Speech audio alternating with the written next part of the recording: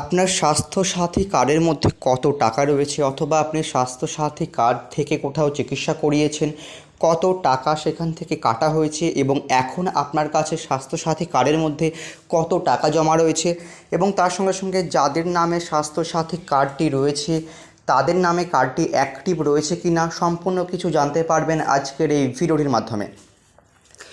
প্রথমেই আপনাকে play store থেকে স্বাস্থ্যসাথী অ্যাপটিকে ডাউনলোড করতে হবে। ডাউনলোড করবার পর আপনি যখন অ্যাপটিকে ওপেন করবেন, তারপর যে সমস্ত পারমিশনগুলো চাওয়া হবে সেগুলোকে অ্যালাউ করবেন, নেক্সট করবেন। দেন এরকমই একটা ইন্টারফেস ওপেন হবে।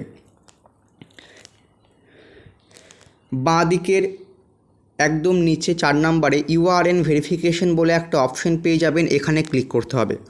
এখানে ক্লিক করবার পর এখান থেকে আপনাকে আপনার যে ডিস্ট্রিক্ট সেটাকে সিলেক্ট করতে হবে এবং এরপর আপনাকে ইউআরএন নাম্বার, এখানে আপনার যে ইউআরএন নাম্বার রয়েছে স্বাস্থ্যসাথী কার্ডের উপর, সেই ইউআরএন নাম্বার এখানে এন্টার করবার পর শো ডাটা এই অপশানে আপনাকে ক্লিক করতে হবে।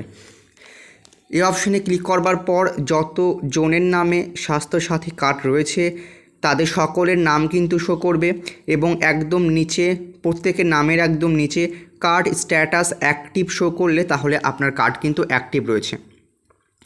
এরপর আপনি একদম স্ক্রল করে নিচে চলে আসবেন, এখানে একটা রেড কালারের একটা অপশন পেয়ে যাবেন ভিউ ব্যালেন্স। ভিউ ব্যালেন্স অপশানে ক্লিক করবেন।